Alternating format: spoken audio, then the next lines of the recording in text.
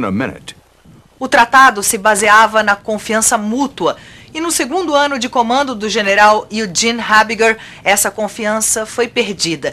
Em fevereiro de 1998, Boris Yeltsin avisou que os Estados Unidos arriscavam começar a Terceira Guerra Mundial se insistissem em bombardear o velho aliado russo, Saddam Hussein.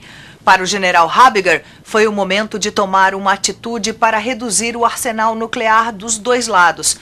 A solução foi inédita. Ele chamou seu antigo inimigo, o colega de posto russo, o general Vladimir Yakovlev, que também achava que havia armas demais. Make sure the runway's clear. 3 a.m., March 15th, 1998. 0908, clear to land. Omaha, Nebraska. A mysterious flight arriving at America's nuclear command center. It's been a month since Boris Yeltsin threatened World War III if President Clinton bombed Iraq. And this is the moment General Habiger has chosen to begin his secretive diplomacy, Missiliners style. Welcome, sir. I bet you've had a long trip. Very few individuals can go into this area.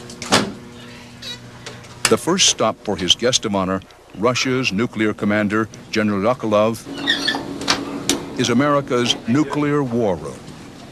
Welcome to my command center. It looks and sounds almost ordinary, but the scene is quite extraordinary. I'm going to put you in my chair, okay? And I give you the same warning. Please do not touch anything. Такое же предупреждение, как мне, пожалуйста, ни к чему не притрагивайтесь. Russia's nuclear commander, in the chair and in the room, built to give one man, America's nuclear commander, the ability to blow up all of Russia.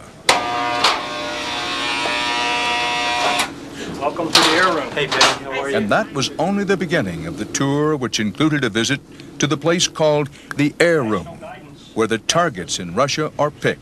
The first step of our planning process begins with target selection. What kind of restrictions did you have on what you could talk to the Russians when you were walking around these facilities? Absolutely none. None? None. Surely somebody above you said, listen, be careful, General, don't tell them too much. Not at all. I had carte blanche. I find that not incredible, but I'm surprised. Were you surprised you were able to do that? No. I felt like that as a commander-in-chief, and there were 9 commanders-in-chiefs, there are 9 commanders-in-chiefs in the United States military structure. We're big boys. If we can't figure out what we can say and what we can't say, maybe we have no business being in that job. Sir, this will be your guide. Present. Halt. But why show the Russian everything? One reason was to gain his trust. The other, to remind him that when you pull open the curtain, America's entire Cold War fighting machine is still very much intact. And it includes this plane, which the Russian was shown. It may look innocuous until you realize that it is the one weapons system in the U.S. arsenal on daily alert to be used only after the unthinkable happens. The plane, known as Takamo, is an elaborate flying command post built to direct the final battle, even if America has been decimated by nuclear war. TACAMO stands for Take Charge and Move Out, which is an acronym that they came up with probably back in the 70s, which means that we step up to the plate and go forward. You know, right out of high school, 18 years old, you know, the first question before I started my job is, do you have a problem launching a nuclear-loaded aircraft that could cause the destruction of the world? And I said, no, sir. Your mission basically has to do with Armageddon. Has to do with the possibility of an apocalyptic exchange of nuclear weapons. If we're ever doing our job, then, you know, obviously things have deteriorated to a pretty extreme case. Checked and set, 3011 reset, pilot. Checked set, 3011. The eerie part about this is that the crew of Takamo prepares for the final battle every single day, as if it might happen at any moment. Set. For the next 4 days, General Habiger led General Yakovlev on a sweep across the country, from the missile fields of Nebraska and Wyoming to the ballistic submarine base in Washington State, even to Cheyenne Mountain, Colorado. The Russian general was now entering into the nerve center of America's nuclear empire, built deep under a mountain, the NORAD Early Warning Command. And what we're approaching now is an actual very large building that was built inside of the cavity that was carved out back in the mid-60s. The objective behind this strange and elaborate tour, this show of American force, was to send a message through Yakovlev to the Russian legislature that it is in their best interests to reduce the levels of nuclear weapons by ratifying the latest treaty. One of my great frustrations when I was a commander-in-chief of Strategic Command was the fact that the START II treaty, which would get us down to the 3,000, 3,500 level, was signed by President Bush and Yeltsin in 1993. Here we are today, and the Russian Duma has yet to ratify that treaty. And therefore, we haven't gone below the 6,000 level. That's absolutely correct. And included in that treaty would be the elimination of America's most lethal weapon, the Peacekeeper. Remember, each Peacekeeper has 10 warheads, each warhead 20 times more powerful than the bomb that destroyed Hiroshima. I think only Missiliners understand the danger which such powerful weapons present for both countries. Correct me if I'm wrong, one of Yakovlev's points was that the people who command the missiles, the people who have to make them be in a high state of maintenance, are ahead of the politicians in understanding the importance of building down the numbers of nuclear weapons. Yakovlev understands that better than, I think, virtually all politicians in Russia.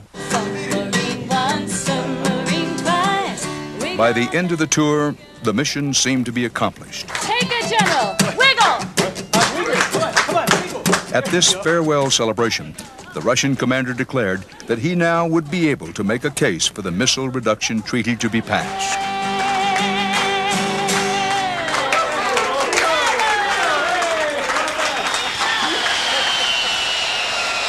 Two months later, we followed along as the Russian commander gave General Habiger a look at Russia's nuclear empire. Thank you. A tour that started in distinct Russian style with vodka toasts. Across the vast expanse of Russia, General Habiger saw the weapons built with America in mind. A Typhoon ballistic submarine able to take out a continent in less than an hour. This train, with its hidden missiles, capable of launching 30 warheads on the move. A massive nuclear warhead facility. And here, on the edge of Moscow, General Yakovlev's secret underground war room. Now, as part of what they showed you, they put on a launch drill of a topo regiment for you, did they Yes. not? The heart of that mobile system. Yes. To see those doors of those garages open up and to see those missiles come out, I'll tell you, Dan, ran chills up and down my back.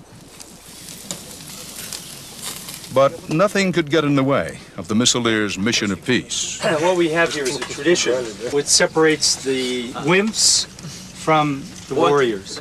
At the end of the tour, Habiger challenged the Russians to engage in an old bomber pilot ritual, as if they were all members of the same fraternity. The ingredients, a raw egg and a bottle of Jeremiah Weed bourbon. Будем сейчас работать или вам решать? The real stakes were so high in this exercise that Habiger had brought along his heir apparent, Admiral Richard Meese, to participate in this bonding experience with the Russians. Приступим, да? Well, let's go get to it. It's confidence building. And how do you build confidence? You build friendship. And when you build confidence, good things happen. That good thing was supposed to be the passage of the START II Arms Reduction Treaty. And everyone here was certain it would pass. But it never happened.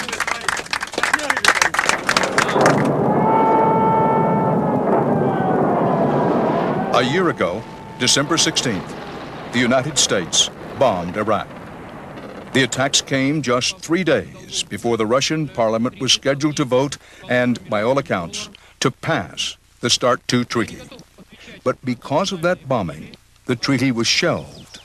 And in the months that followed, U.S.-Russian relations went from bad to worse as NATO, with Washington at the lead, expanded by adding 3 former Eastern European countries to its ranks.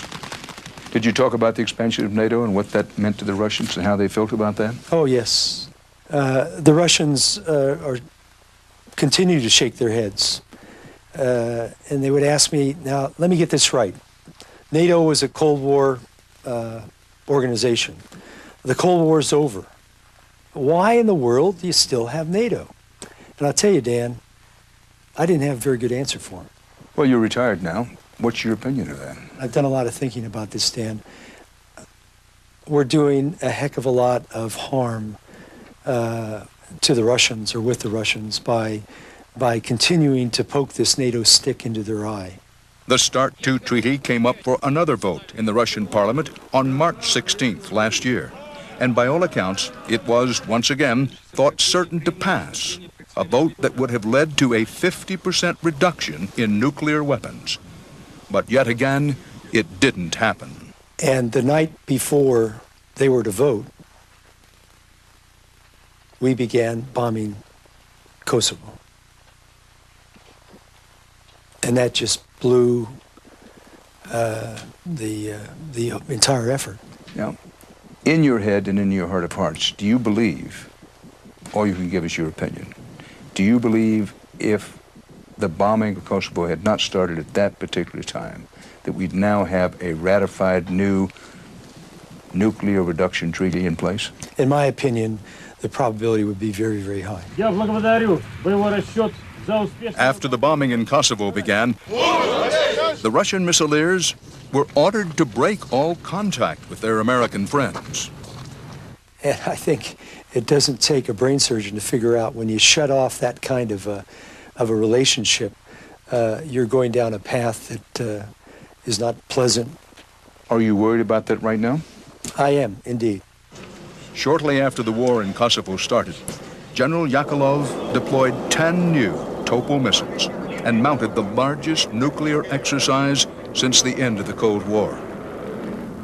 We have reached the point where the senior military generals responsible for our nuclear forces are advocating more vocally, more vehemently than our politicians to get down to lower and lower weapons. Think about that. I have thought about that, and the irony of that is extreme. It's a dilemma. I know of no other situation in the history of our country where we face this kind of dilemma.